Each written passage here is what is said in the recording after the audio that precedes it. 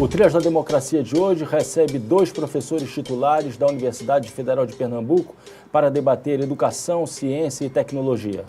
O professor Sérgio Rezende, ex-ministro da Ciência e Tecnologia do governo Lula, e o professor Amaro Lins, ex-reitor da UFPE e ex-secretário da Educação Superior do Ministério da Educação e Cultura.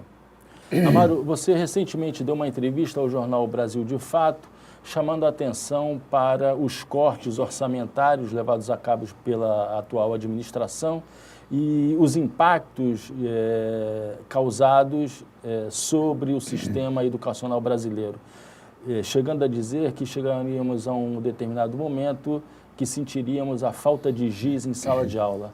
O quadro é realmente desse nível de escassez de recursos? Bem, Marco, eu receio que a situação seja ainda pior, porque várias universidades já colocaram publicamente que é possível que já nesse segundo semestre de 2019 não possa dar continuidade às suas atividades por completa falta de recursos materiais e humanos para desenvolver as suas atividades.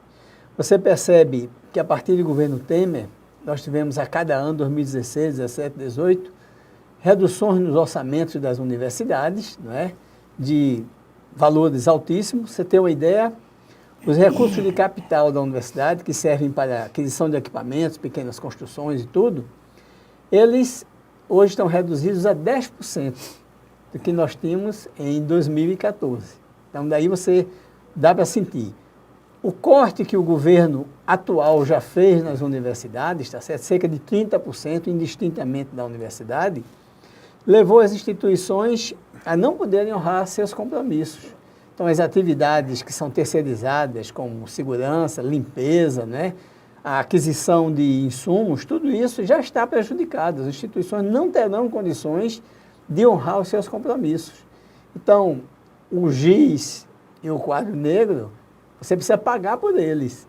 E nós estamos agora nessa situação. E que se algo urgente não for feito, a crise das universidades vai prejudicar bastante esse enorme contingente de alunos. Hoje, mais de 8 milhões de alunos na educação superior. Você percebe que de 2006 a 2016, nós passamos de cerca de pouco menos de 5 milhões para 8 milhões e 100 mil alunos no último censo da educação superior, né? Então, você vê o significado disso. E outra coisa, as universidades, elas ampliaram muitos recursos, por exemplo, para assistência estudantil, com o programa de cotas. Hoje, a universidade, ela tem 80% dos seus alunos com renda per capita de 2 salários mínimos.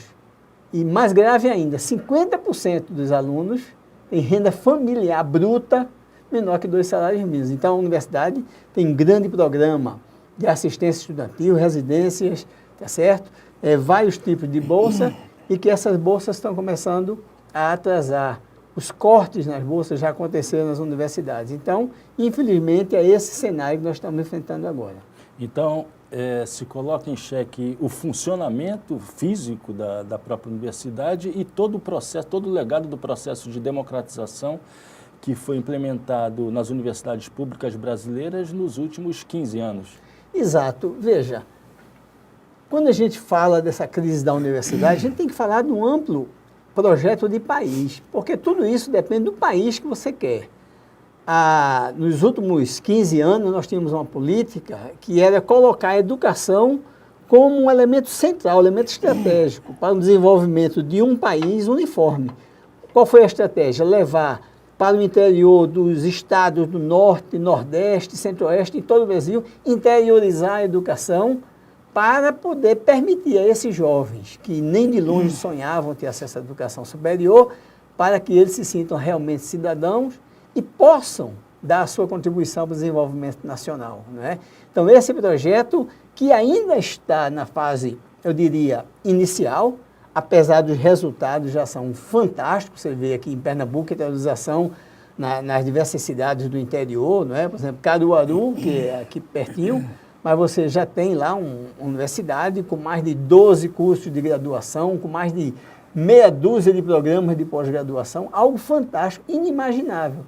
você pensar que em 10 anos apenas, as universidades federais praticamente duplicaram o número de alunos. Então, veja, esse projeto que está sendo colocado é um projeto exatamente o contrário. É um projeto de concentração de renda, concentração de poder, concentração de formação, né? Por isso, essa redução do orçamento. Isso não é casual, não é falta de recurso do orçamento, é falta de prioridade, é uma visão política de colocar a educação como elemento não central, como está na Constituição, mas você reduzindo a educação é mais fácil você ter um povo mais subalterno. Ministro, comparando a situação hoje pela qual passam os principais órgãos de fomento à pesquisa, CNPq, CAPES, FINEP, com o tempo em que o senhor exerceu o Ministério, dirigiu o Ministério da Ciência e Tecnologia, o que pode se concluir? Marco, primeiro eu preciso falar de uma maneira um pouco mais geral, porque grande parte dos nossos telespectadores até não entende direito por que o Brasil precisa fazer ciência, por que precisa de pesquisa. Os países mais ricos do mundo e mais desenvolvidos têm na ciência e na tecnologia a base do seu desenvolvimento, porque é ela que faz com que as empresas sejam inovadoras, ela que faz com que se desenvolvam novos tratamentos para a saúde, vacinas, medicamentos, assim por diante. Então, a ciência e a tecnologia são a base do desenvolvimento das nações desenvolvidas, todas. E da soberania nacional. Né? E da soberania nacional. O Brasil tem uma história muito recente de investimento em ciência e tecnologia. Os pesquisadores são formados nas universidades nos programas de pós-graduação. A pós-graduação brasileira começou há 51 anos atrás apenas, ou seja, muito novos. Por isso, até é uma das razões pelas quais a sociedade não conhece tantos resultados da ciência e da tecnologia brasileira. Mas eles existem e a lista é muito grande. O Brasil é o maior produtor do agronegócio do mundo, em grande parte pelo trabalho feito pela Embrapa, pelas universidades, de desenvolvimento de técnicas, de produtos e assim por diante. Na área da saúde, os exemplos são incansáveis. O Brasil hoje tem a capacidade de desenvolver e fabricar vacinas que não pensávamos que poderia ter. Então, a ciência e a tecnologia estão na base do desenvolvimento e da soberania, como você chamou a atenção. Na época do governo do presidente Lula, que foi um presidente que não teve oportunidade de ir à universidade, as universidades tiveram um enorme apoio, como foi comentado pelo professor Amaro, para expandir, para aumentar seus programas, para se interiorizar. E na ciência e tecnologia aconteceu uma coisa semelhante. O orçamento da ciência e tecnologia, o ano com o maior orçamento da ciência e tecnologia foi 2010. De lá para cá, ele variou um pouquinho, não subiu, mas caiu um pouco. Agora, desde o governo Temer, ele vem caindo.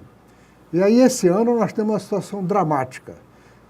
Os 3 órgãos federais importantes para apoiar a ciência e tecnologia são o CNPq, o Conselho Nacional de Pesquisas, a CAPES e a FINEP.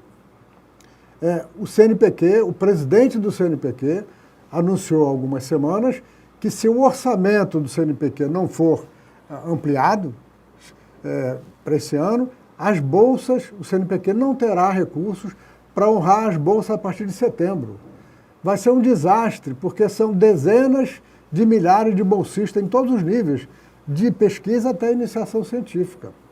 A CAPES, do Ministério da Educação, já cortou uma quantidade enorme de bolsas em vários programas.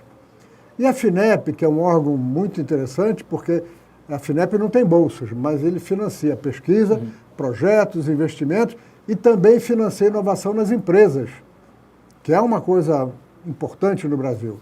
A FINEP, no momento, está na lista das entidades, das empresas privatizáveis. Além de estar com um orçamento baixo comparado com outros anos, ela está na lista das privatizáveis. Então, o quadro desse ano é dramático. Eu estava na semana passada na reunião anual da Sociedade Brasileira para o Progresso da Ciência, que foi em Campo Grande, no Mato Grosso, e as pessoas estão alarmadas. A SBPC está fazendo documentos, está procurando, digamos assim, conscientizar parlamentares para influenciar o governo, Porque se as coisas continuarem como estão a partir de setembro, nós não sabemos o que acontecerá com o sistema de pesquisa e pós-graduação a partir de outubro. Falando em cortes de bolsa, né? Qual é o resultado a curto prazo de um eventual, de um praticamente certo corte ainda maior do número de cotas de bolsas de iniciação científica, como você disse, da iniciação científica até as bolsas de produtividade em pesquisa que pegam, digamos, a elite intelectual do país. Qual é o resultado disso imediato? Não estou pensando nem no longo prazo, no trabalho de pesquisa, de desenvolvimento de pesquisas nas universidades públicas, principalmente no Brasil. Os estudantes de pós-graduação são a base dos programas de pesquisa das universidades, em qualquer lugar do mundo. Porque os orientadores, eles têm uma ideia de um determinado problema, ou têm uma ideia de um certo desenvolvimento, em geral tem várias ideias, e é preciso, então, da equipe. E a equipe nas universidades é formada pelos estudantes de pós-graduação, doutorado, mestrado, iniciação científica. Então, se esses cortes forem confirmados, em primeiro lugar, muitas pesquisas vão ser interrompidas. Muitas dissertações de mestrado, teses de doutorado em andamento. As pesquisas fazem parte do processo de elaboração da dissertação de mestrado e da tese de doutorado. Elas vão ser interrompidas. Os resultados serão catastróficos para essas empresas. Nós vamos ter mais gente desempregada, porque pessoas que estão trabalhando nas universidades, se não tiverem bolsa, não vão ter o que fazer. Agora, no longo prazo, Marco, o efeito é catastrófico. Por quê? Além de nós não continuarmos a desenvolver, isso tem um reflexo externo no Brasil. Isso faz com que jovens fiquem desanimados e saiam do Brasil. Isso já está acontecendo. A evasão de cérebros, sobre a qual nós não ouvimos falar há uns 20 anos, né? Na época do presidente Lula, nós tivemos uma invasão de cérebros de brasileiros retornando do exterior e de estrangeiros. As universidades brasileiras hoje têm muito mais estrangeiros, professores estrangeiros, do que tinham anteriormente, o que é muito importante para ampliar a forma de atuação, para oxigenar o sistema. Nós passamos a ter o contrário, porque as pessoas desanimam, não veem perspectiva de futuro e vão embora. E o país perder suas melhores cabeças, é um desastre. O desastre no longo prazo é muito grande. Então, como eu falei, nós estamos muito preocupados, esperamos que alguma coisa aconteça com a ação do Congresso, com a influência da sociedade, com o apoio da mídia. Nós precisamos do apoio da mídia. Infelizmente, a mídia tradicional não ajuda muito de mostrar o que é feito de bom na ciência e na tecnologia do Brasil. Mas nós precisamos disso para o Brasil não sofrer uma reversão que será irreparável. Amaro, foi apresentado recentemente pelo ministro da Educação e Cultura o programa Futurice. E um dos pontos que me chamou mais atenção no programa é a transformação da expressão autonomia da gestão financeira para autonomia financeira. O que existe embutido nessa mudança que parece uma mudança muito simples?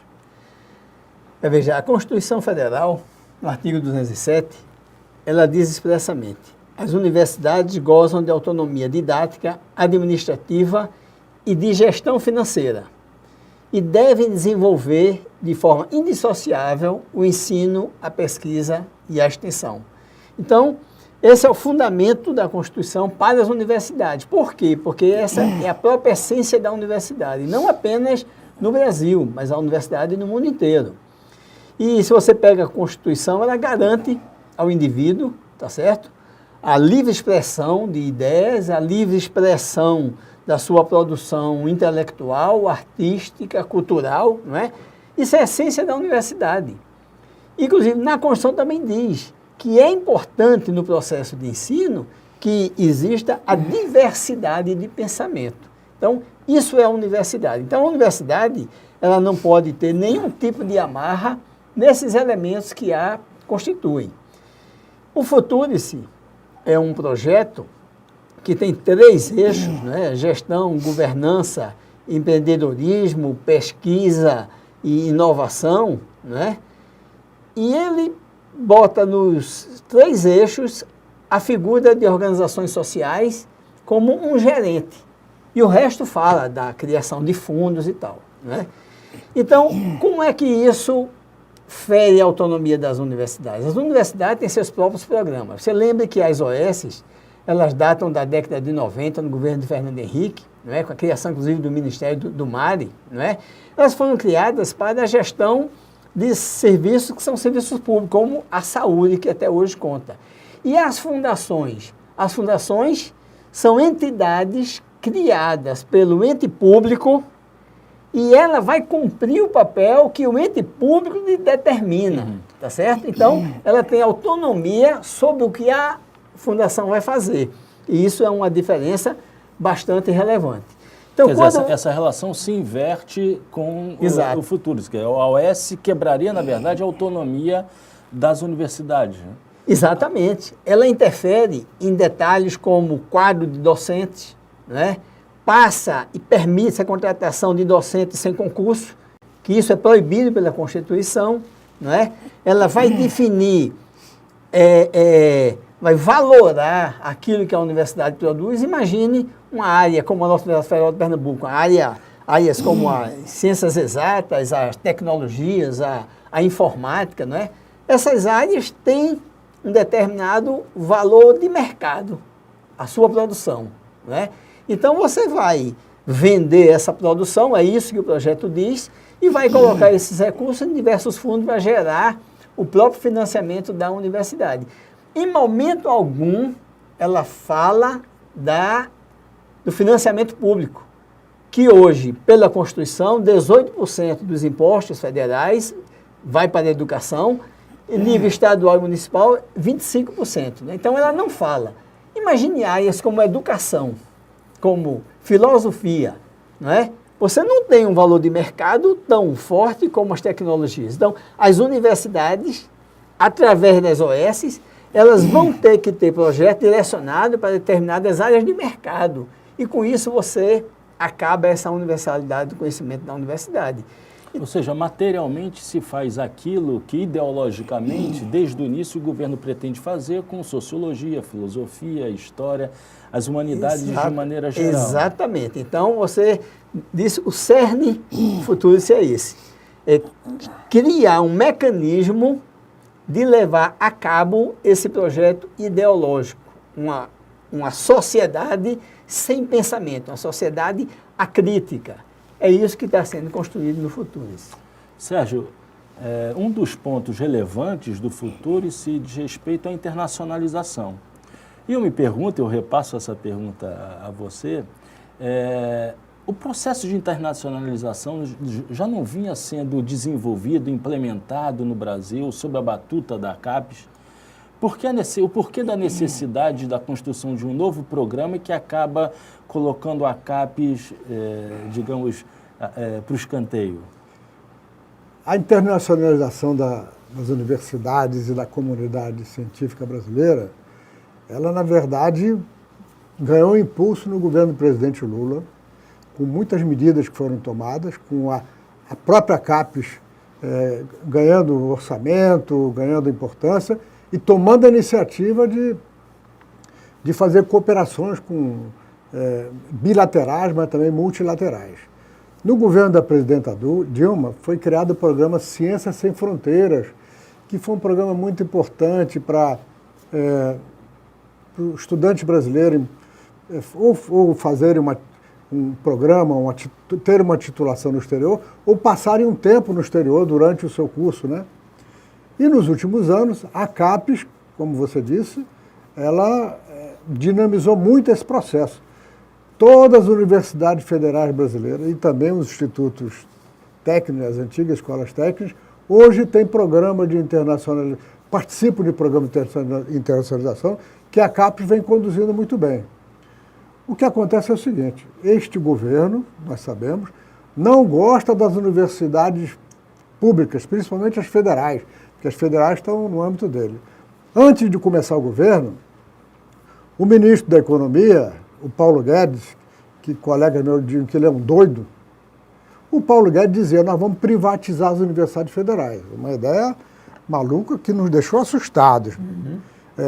Logo eles perceberam que não iam conseguir fazer isso, mas o que fizeram?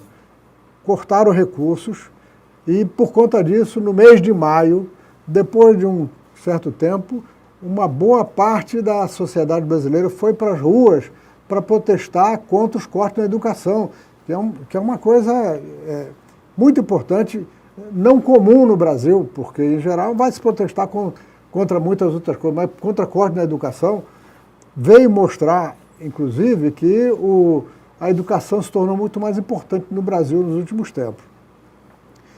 O presidente da República tem dado declarações contra as universidades federais de várias formas. Há algum tempo ele disse que as universidades federais não faziam pesquisa, quem fazia eram as privadas.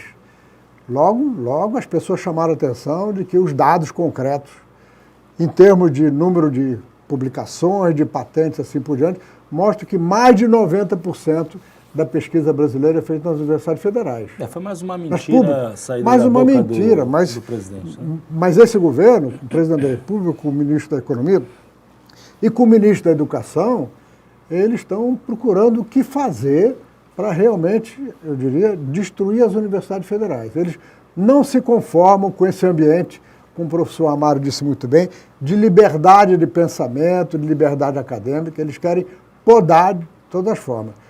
Esse Futuris, como foi comentado, ele pretende dar às universidades uma coisa que ela já tem. As universidades agilizaram muito a sua gestão, principalmente na cooperação com entidades de fomento, com empresas, com a criação de fundações de apoio às universidades. A Federal de Pernambuco tem a FAD, que faz isso muito bem. Nós não estamos precisando de uma organização social para fazer a gestão financeira da universidade. A universidade já faz isso muito bem. Mas como o Amaro chamou a atenção, na verdade, como as OS vão ficar vinculadas a um comitê gestor, ao Ministério da Educação, essa vai ser uma forma deles controlarem as universidades federais. Então, a quantidade de medidas que esse governo tem tomado e a quantidade de mentiras que o governo tem propalado em relação às universidades federais está causando uma preocupação muito grande na comunidade, na sociedade, mas eu acho que isso vai passar. Não é possível que isso continue assim. A reação, principalmente depois de algumas medidas dos últimos tempos, vai acabar fazendo com que a situação não degringole mais, porque não podemos aceitar, né? Eu gostaria de fazer uma espécie de ping-pong aqui, de alguns pontos do futuro, se queria que vocês se manifestassem a respeito. Por exemplo, a ideia que consta do programa Futurice, de que o reconhecimento, a validação dos diplomas obtidos no exterior poderão ser feitas a partir da aprovação do projeto de lei por universidades privadas. Amaro. Veja, você sabe que, principalmente ao longo dos últimos anos, houve uma forte concentração dos grupos de educação privada no Brasil na mão de multinacionais, né? Elas foram absorvendo as instituições em todo o território nacional de norte a sul. E como o ministro Sérgio já colocou, a universidade, a geração de conhecimento, a pesquisa, 90% é nas universidades federais, né? Os programas de pós-graduação, se você pegar os dados da CAPES, largamente, tá certo? A grande maioria dos programas bem avaliados estão nas universidades federais. E por isso que hoje, essa revalidação de diploma é feita nas instituições públicas. Essa mudança tem um outro ponto que vem junto com ela, dentro do mesmo capítulo no futuro. Isso é o seguinte, logo no item seguinte, ele diz o seguinte: as universidades brasileiras poderão utilizar parte de conteúdos de disciplinas feitos à distância por instituições estrangeiras. Ou seja, você pode formar pessoas aqui à distância dessas instituições. E essas instituições privadas vão credenciar e vão validar tudo isso. Então, isso tudo está dentro do mesmo bolo, da mesma visão, não é? Abertura do mercado, como a educação fosse simplesmente um bem de consumo, né? Mas educação, na verdade, é garantia, tá certo, de todo cidadão. Então, esse projeto tem nuances como essa que as pessoas às vezes não percebem, acham que isso é uma firula, e não é. Isso é essencial. Afronta as universidades e principalmente a qualidade dos serviços que são oferecidos hoje na educação superior, pelas instituições públicas e também pelas boas instituições privadas que nós temos hoje no Brasil.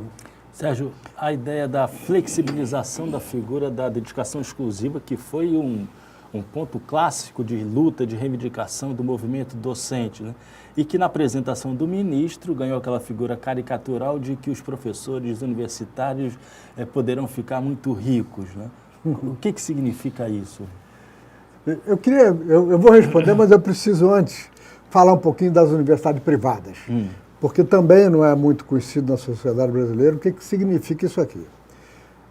No resto do mundo, principalmente nos Estados Unidos, a maior parte das universidades é privada, elas são privadas. Agora, elas são entidades sem fins lucrativos. Aqui no Brasil, a partir da década de 90, as universidades privadas, que já haviam, mas haviam em número pequeno, elas puderam passar a ser entidades com fins lucrativos. Então, como a Amaro comentou, passaram a ser objeto de negócio. E muitas entidades privadas brasileiras começaram a ser compradas por multinacionais. Muitas hoje pertencem a multinacionais. As empresas da universidade têm ações que são negociadas na Bolsa de Valores. Então, essa comercialização da educação brasileira, como eu falei, começou na década de 90, é um erro enorme. Nós estamos pagando por isso, porque, como elas têm fins lucrativos, elas cobram mensalidade relativamente alta. E como não tem muita competição, elas não abaixam porque não precisa. Então, boa parte da população brasileira não tem acesso a isso aí. Voltando à sua pergunta, eu não podia deixar de fazer esse esclarecimento.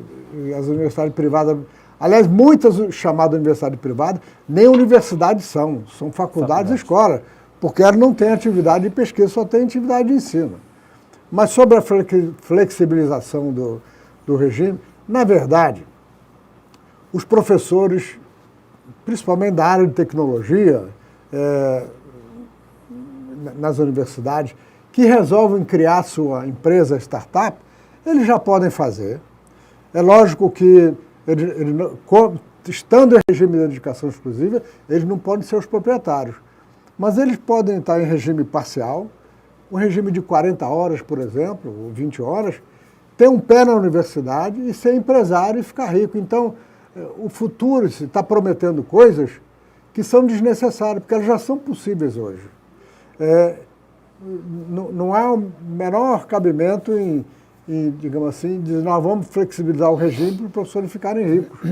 Aliás, não é, em geral, o objetivo da grande maioria dos professores brasileiros de ficarem ricos. Não é o espaço. Eles querem ter um salário digno, naturalmente, mas quem quer ficar rico e ser empresário não vai ser professor, ele vai ser empresário, vai fazer outra coisa, né? Então é mais uma dessas. O ministro anunciou o programa com uma cortina de fumaça, prometendo muitas coisas que, na verdade, o que eles estão propondo a gente não conseguimos ver claramente como é que vamos alcançar. E muitas das promessas que são feitas, elas são desnecessárias. As universidades federais brasileiras, não só federais, mas estaduais, elas já podem fazer muito do que está sendo prometido. Marco, queria só acrescentar um ponto. Como o ministro falou, hoje nós temos 96 fundações que dão apoio às universidades.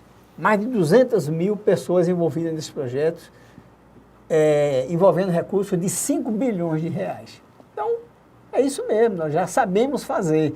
Tem um novo marco regulatório da ciência e tecnologia, inclusive, quando o Sérgio estava no Ministério, esse marco estava em andamento, tá certo? Agora, a sua pergunta sobre a educação, veja a mesquinhez e a visão do Ministério da Educação. O ministro da Educação deu uma entrevista fazendo chacota dos professores das universidades federais, é o seguinte, ele disse, pasmem vocês, enquanto um aluno da educação, um professor dá 30 horas de aula, um professor nas universidades federais basta dar 8 horas, como se o professor desse 8 horas e fosse para casa ficar dormindo. Todo esse trabalho, o Ministério já colocou, geração de conhecimento, forte pesquisa, tá certo? Isso faz parte da vida de um professor da universidade. Tanto é que essa visão foi para dentro do futuro. Isso lá diz o seguinte, o professor poderá, em dedicação exclusiva, participar e receber recursos da geração de patentes e outras coisas mais, poderá trabalhar desde que cumpra a sua carga horária. Veja só que coisa mesquinha, né? É como se o professor, a função dele na universidade fosse simplesmente a carga horária. Isso está no projeto, tá certo? Então, essa visão que ele minimiza o papel do professor de educação, isso foi uma das coisas mais importantes que aconteceu para as universidades. A dedicação exclusiva, que permite, então, que o docente faça tudo isso, as atividades de ensino, de pesquisa e de extensão. Muito obrigado, professor Amaro, muito obrigado, professor Sérgio. E o Trilhas da Democracia volta na próxima terça-feira, sempre às 9h30 da noite, com reapresentação aos domingos, às 7 horas da noite. Até lá!